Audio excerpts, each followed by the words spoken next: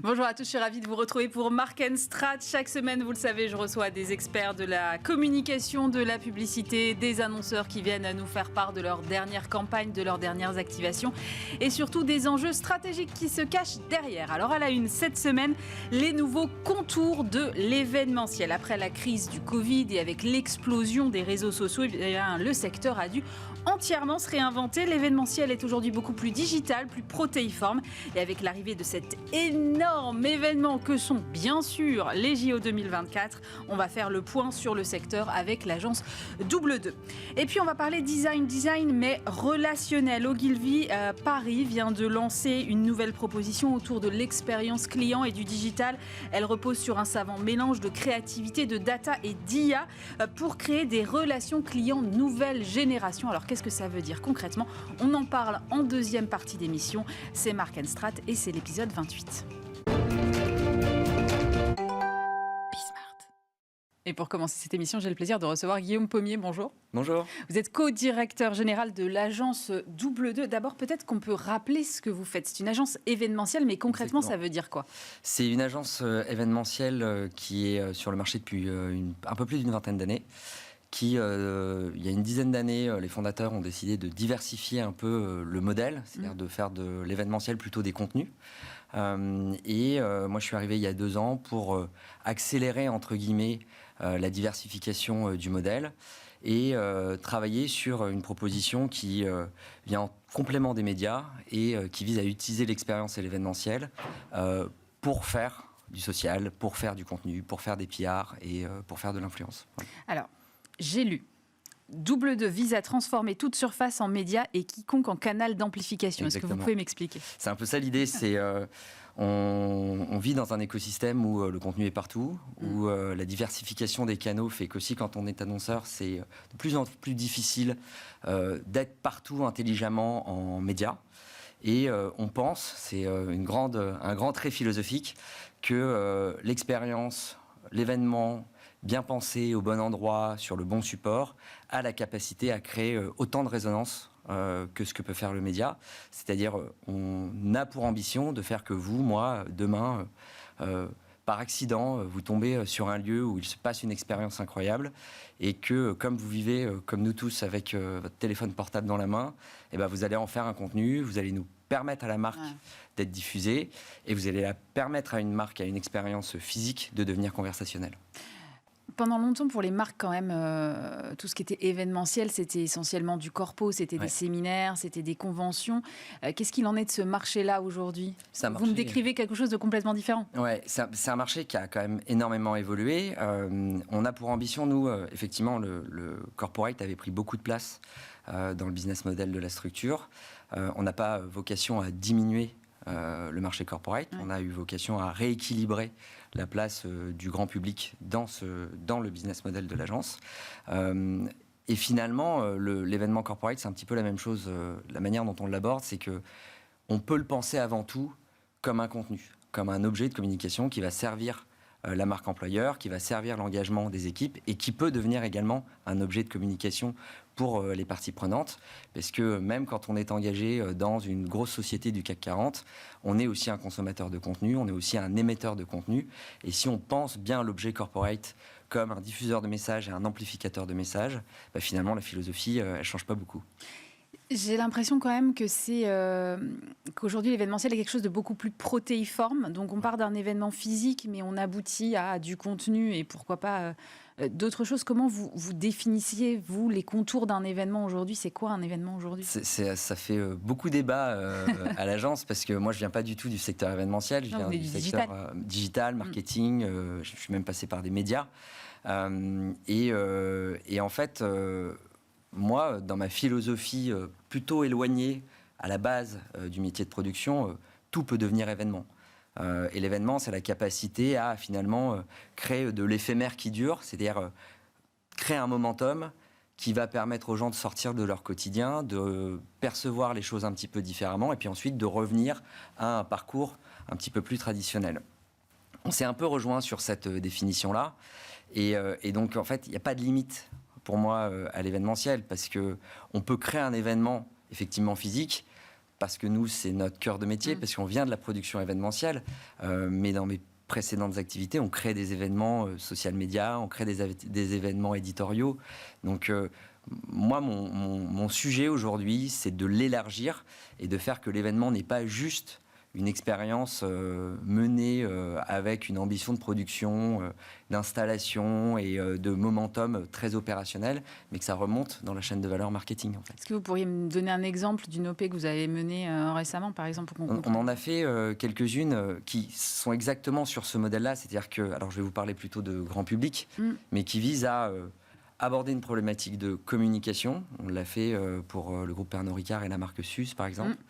On l'a fait pour le lancement d'un jeu vidéo qui s'appelle God of War pour PlayStation il y a plusieurs mois de ça. Et en fait, le rapport qu'on a, c'est un rapport presque publicitaire sur cette partie grand public. Donc, on va aller comprendre les audiences, comprendre la marque, définir les messages.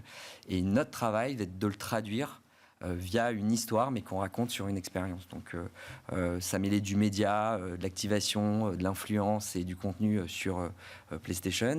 Et sur Suze, c'était quasiment du retail raconté différemment, puisqu'on a créé des bars éphémères, qu'on a incarnés par des tendances assez locales et cool, comme le retour du PMU, du bar de quartier, etc., et qu'on a fait vivre à travers la France pour refaire découvrir le goût du produit et refaire vivre une expérience qui ne soit pas juste une expérience de consommation, mais qui soit une expérience de marque. Si je vous entends bien, finalement, un événement, ce n'est pas forcément quelque chose de spectaculaire. C'est un des leviers de l'événement pour devenir discuter, pour devenir communautaire et pour devenir social. C'est historiquement ce que les grandes agences grand public ont construit, c'est comme ça qu'elles l'ont traité. C'est aussi un des gros traits patrimoniaux de Double 2.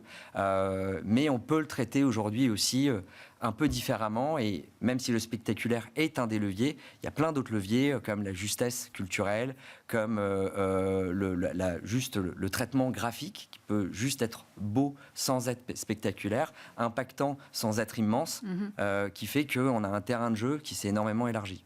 Et le digital offre une caisse de résonance, j'imagine, beaucoup plus grande parce qu'on n'est plus obligé de se déplacer quelque part sur un événement pour pouvoir y prendre part d'une façon ou d'une autre, si je comprends bien. Oui, on aime bien se dire que notre événement, notre expérience, elle est réussie quand les gens qui l'ont croisé y ont participé et sont sortis avec des étoiles dans les yeux. Et quand les gens qui l'ont vu sur les réseaux sociaux ont eu envie de se déplacer ou ont été envieux des gens qui ont vécu l'expérience.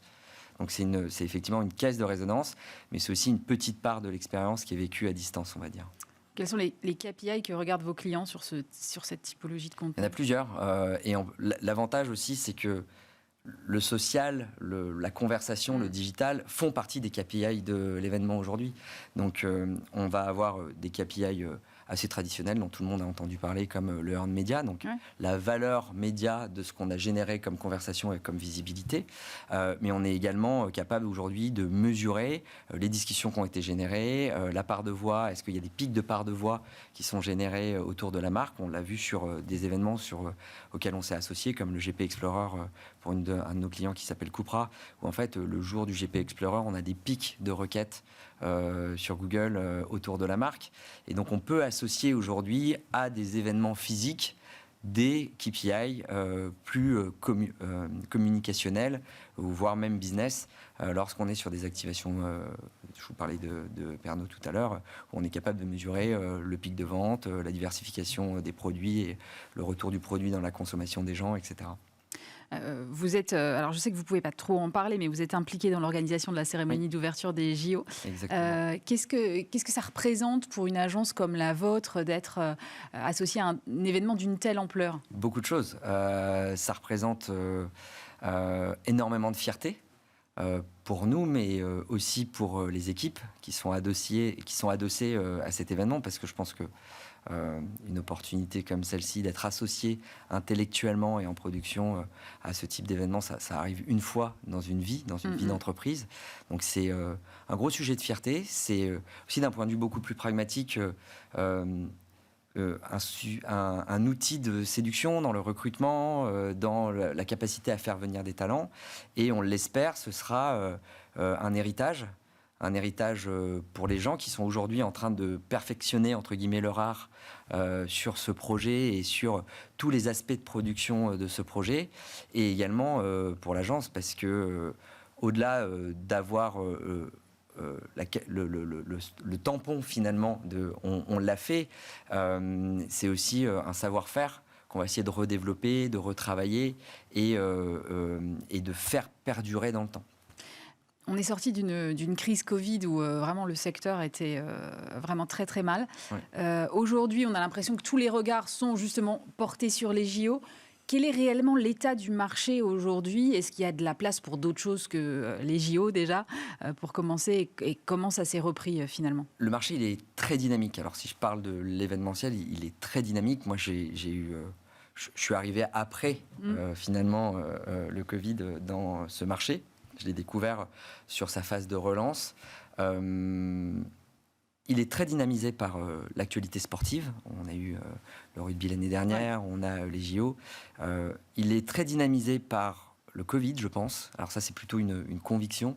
C'est que le cloisonnement qu'a généré le Covid a réallumé la flamme du besoin de vivre des choses ensemble et de l'expérience. J'ai le sentiment que les marques aussi l'ont compris, parce qu'on est dans un momentum aussi marketing d'inflation média. Je parlais de la diversification des canaux digitaux et du volume de contenu. On a un sujet d'attention, de capacité en tant que marque à capter l'attention.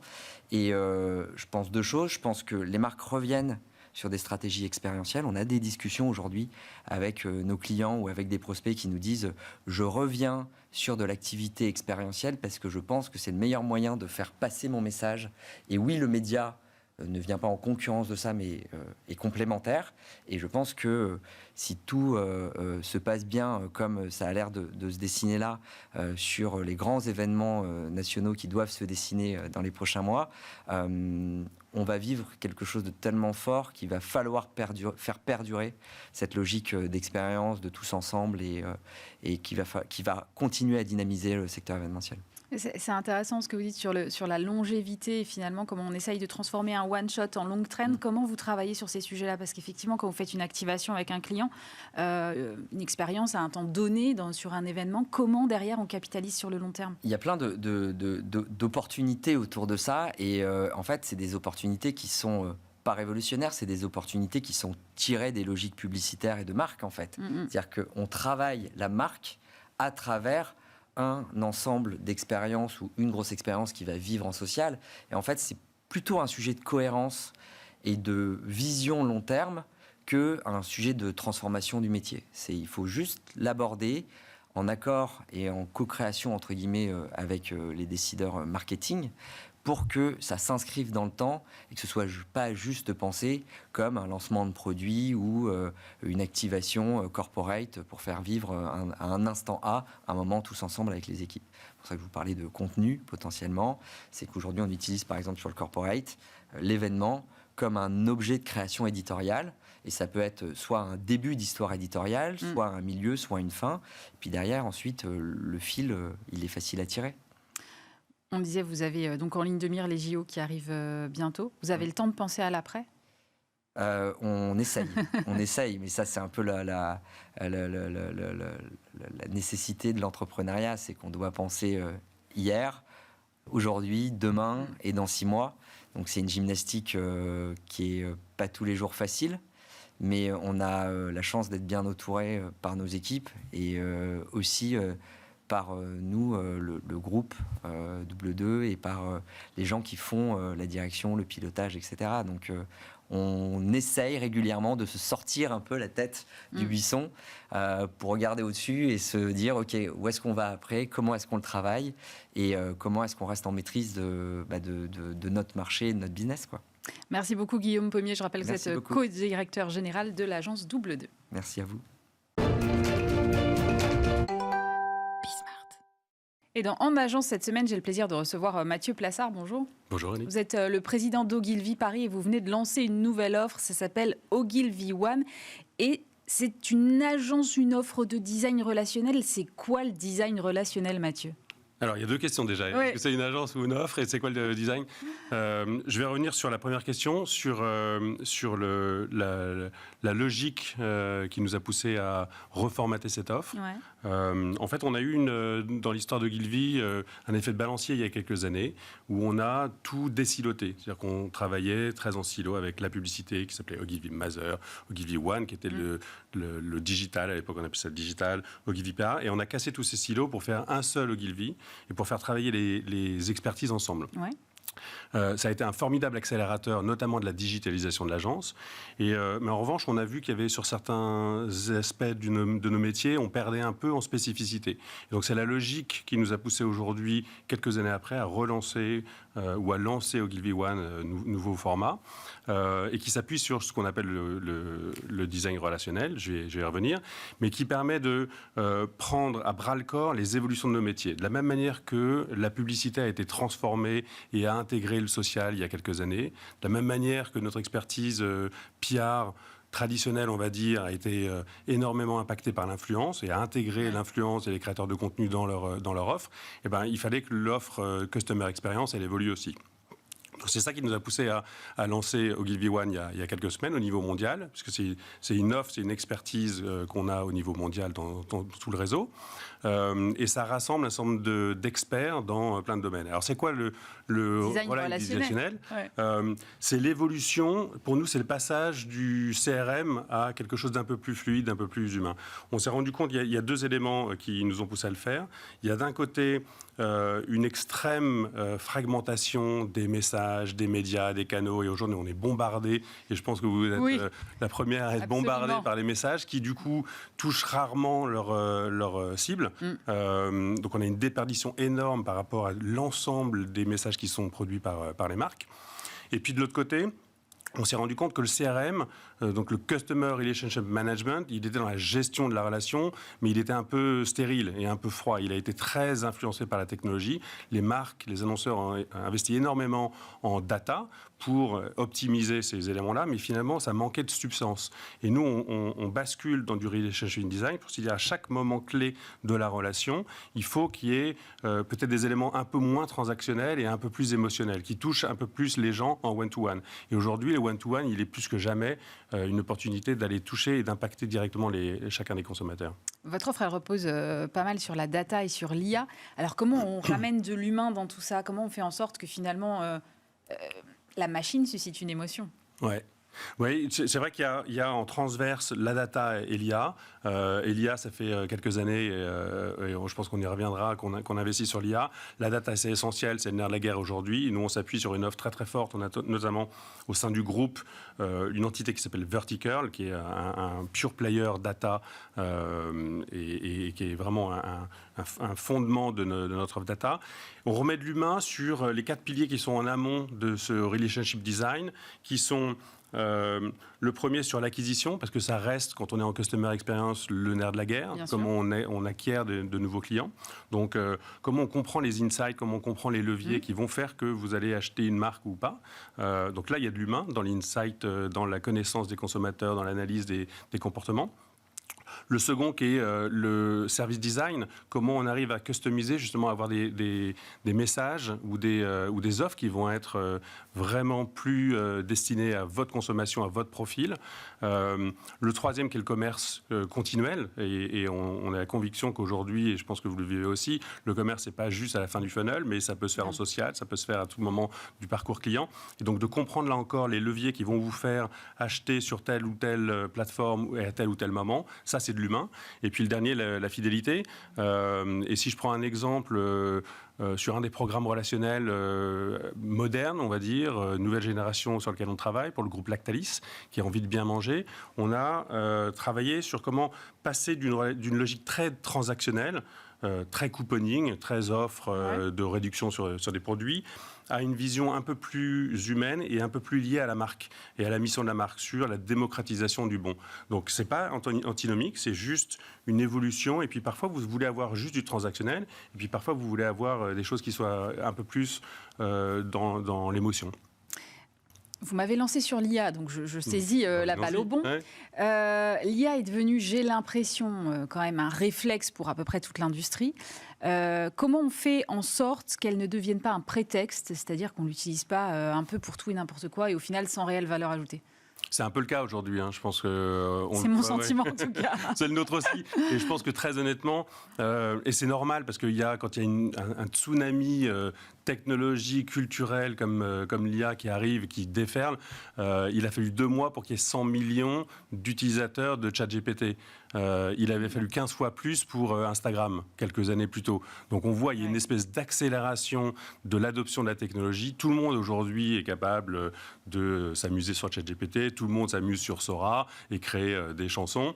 Donc c'est vrai, il y a cet effet normal. Je pense qu'il va y avoir 2 éléments qui vont vivre en parallèle. Il va y avoir une extrême démocratisation encore plus poussée des IA. Et tous les jours, ou quasiment, on voit des nouvelles technologies arriver. Et tout le monde va être capable d'y accéder. Et ça, c'est plutôt positif. Et puis de l'autre côté, il y a quand même un extrême besoin d'expertise et de maîtrise des IA. Et on le voit, nous, quand on travaille avec nos clients. C'est cette valeur ajoutée qui est finalement celle des agences, de pouvoir maîtriser les bonnes IA, parce que dans le flot des IA qui existent, il faut pouvoir faire le tri. Il faut pouvoir combiner des IA entre elles. Donc il y a aussi un travail méthodologique, technologique, de savoir quelle IA assembler avec laquelle. Et puis heureusement, je pense que c'est la note d'espoir pour nous, c'est qu'il faut du talent. Et qu'aujourd'hui, on voit beaucoup de choses qui utilisent de l'IA pour l'IA et qui l'utilisent comme un outil. Mais ce qui va nous sauver, c'est que c'est pas intéressant quand il n'y a pas une idée à la base. Et c'est pareil pour toutes les technologies. S'il n'y a pas un insight, s'il n'y a pas une tension, s'il n'y a pas une idée intéressante à la base, on peut utiliser n'importe quel outil, ça ne sera pas très intéressant à la fin. Du coup, comment vous faites vivre cette double culture au sein de votre agence, c'est-à-dire à la fois la créativité et la technologie sans que l'un prenne le pas sur l'autre? On a un ADN créatif. On est dans les industries créatives, on a un ADN créatif dans l'ensemble de nos métiers. Quand on est en publicité, évidemment, et c'est le pic de l'iceberg, la créativité, elle est évidente. Mais quand on travaille en PR, on cherche aussi à voir, c'est ce qui nous différencie souvent des agences très pure player PR, c'est qu'on amène cette dose de créativité. Pareil dans le Customer Experience et dans l'IA. Les quelques campagnes qu'on a pu lancer, elles ont été dans cette tendance-là. On a été parmi les premiers à lancer il y a quasiment 2 ans maintenant pour la laitière, l'imagination de ce que pourrait être le tableau fameux de Vermeer si on avait un dézoomé. peu plus que le cadre. Un peu plus que le cadre, exactement. Donc ça, effectivement, c'est la technologie aujourd'hui qui nous permet de faire ça. On aurait pu l'imaginer hier sans technologie. Il y a une dramatisation, il y a un effet spectaculaire qui est lié à la technologie et il y a une accélération parce qu'on en fait en 24 heures. C'était un react face à la découverte scientifique qui avait été faite sur le tableau. Mais je pense que l'équilibre, il se fait là. Il se fait sur toujours la passion de découvrir des technologies, toujours la passion de l'innovation, mais avec au cœur, il faut qu'il y ait une idée. Moi, dès qu'on a commencé, je me rappelle, quand on est en plans board, c'est-à-dire quand on discute des idées, on se dit, c'est quoi l'idée et qu'est-ce qui va être au cœur de la proposition qui va faire qu'après, ça va être intéressant. Et qu'on habille ça avec de l'IA, qu'on habille ça avec de l'ADA, qu'on habille ça avec une meilleure rédaction, finalement, c'est pas accessoire, mais c'est presque annexe par rapport au cœur de la proposition qui est l'idée.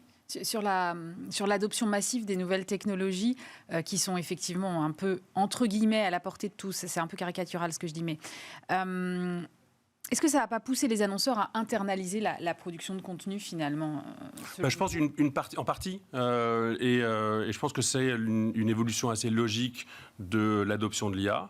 Et nous, on travaille d'ailleurs avec certains de nos clients pour leur donner les outils, la formation, le change management pour pouvoir s'approprier ces outils-là. Comme nous, on les utilise déjà depuis plusieurs mois au sein de WPP. On a une plateforme qui est accessible à tout le monde, à tous les salariés du groupe. Et une grande majorité des employés d'Ogilvy Paris travaillent avec cette plateforme. Donc oui, il va y avoir un transfert. Mais il va y avoir un transfert, je pense, sur les éléments avec un peu moins de valeur ajoutée sur des éléments du quotidien. Et c'est un accélérateur et un facilitateur exceptionnel pour pouvoir faire des comptes rendus beaucoup plus rapidement, pour pouvoir faire des revues de presse, pour pouvoir générer des images ou du texte qui vont vous permettre, quand on est annonceur, d'imaginer des concepts et de présenter à ces directions de marketing des concepts avant d'aller beaucoup plus loin. Donc ça, oui, ça va être le cas. Mais tout le volet où ça nécessite plus de créativité, plus de réflexion, plus de craft aussi, ça va rester chez les agences. J'en suis convaincu. Pour revenir sur Ogilvy One, quelles sont vos ambitions pour cette offre ? Alors, on a construit, au-delà des jolis mots et de relation design, on a 2 piliers forts pour Ogilvy One à Paris. On a un premier pilier historique qui est sur la fidélité, sur donc les programmes de fidélité, et le second sur l'IA. Et notre ambition, c'est de continuer à grossir sur ces 2 piliers. On gère déjà depuis des années des programmes importants comme le programme relationnel de Michelin au niveau mondial, comme le programme d'Accor qui s'appelle Hall, un programme de réservation aussi au-delà de la fidélisation. Beaucoup de programmes chez Nestlé, en nutrition infantile par exemple. Et puis, donc ça c'est de continuer à construire cette proposition, de continuer à la faire évoluer vers ce qu'on évoquait tout à l'heure, qui est une fidélité plus fluide, moins transactionnelle et un peu plus émotionnelle. Et puis le second pilier, c'est de continuer à être le champion de l'IA. C'est une course effrénée et je pense qu'on a pris une petite avance, mais il ne faut pas rester sur ses lauriers et tous nos concurrents sont en train d'investir énormément. WPP a investi 300 millions de dollars cette année. On en bénéficie directement parce qu'on est le centre d'excellence depuis Paris, depuis Ogilvy Paris, pour WPP, sur un certain nombre de grands comptes. Donc on travaille directement avec les équipes développement et IT de WPP, avec nos partenaires NVIDIA en particulier et OpenAI, pour pouvoir accélérer ça. Donc voilà, mon ambition pour Ogilvy One, c'est de continuer à être très fort sur la fidélité et puis de devenir un des champions de l'IA. Et si on dézoome un peu, du coup, comme pour le tableau, vos ambitions pour Ogilvy Paris tout court ? Pour Ogilvy Paris, l'ambition, c'est d'être, si on la simplifie, c'est d'être la meilleure internationale des locales et la meilleure locale des internationales. Alors ça fait un peu publicitaire, ça fait un peu PowerPoint, mais ça veut dire d'ailleurs la meilleure, c'est de revenir au niveau auquel on doit être. Et je pense qu'on s'est un peu perdu il y a quelques années. On a un peu perdu de notre magie. On a toujours une marque qui est extrêmement forte, qui attire énormément et des clients et des talents. Et on le voit depuis un peu plus d'1 an, on est revenu. C'est pas encore. J'utilise souvent en interne l'image de l'ascension du Kilimandjaro. Donc je pense qu'on est arrivé au camp de base numéro 1. Là, on est en train d'atteindre. On voit le camp de base numéro 2. Bon, plus ça va, plus c'est difficile, mais plus ça va, plus la vue est belle. Donc voilà, l'objectif c'est d'arriver tout en haut du Kilimandjaro, de briller créativement et de continuer à optimiser notre produit créatif. Et Cannes est dans quelques semaines, donc on croise les doigts pour être récompensé à juste titre sur quelques très belles campagnes qui font bouger aussi les choses. C'est pas de la créativité pour la créativité, mais c'est des créativités qui créent de l'impact, soit sur la performance des clients, soit sur la planète, soit sur les communautés. Donc il y a vraiment des choses très intéressantes qu'on a pu concevoir. Et puis d'avoir l'ambition, c'est de redonner à Ogilvy Paris sa place d'attractivité pour les talents, d'attirer les meilleurs talents. On a la chance d'avoir attiré récemment du côté créatif, du côté planning, du côté commercial, des talents qui sont exceptionnels. Donc voilà, c'est mon ambition de continuer à construire cet édifice. Merci beaucoup Mathieu Plassard. Je rappelle que vous êtes donc le président d'Ogilvy Paris. C'est la fin de cette émission. Merci de nous avoir suivis. On se retrouve bien sûr la semaine prochaine.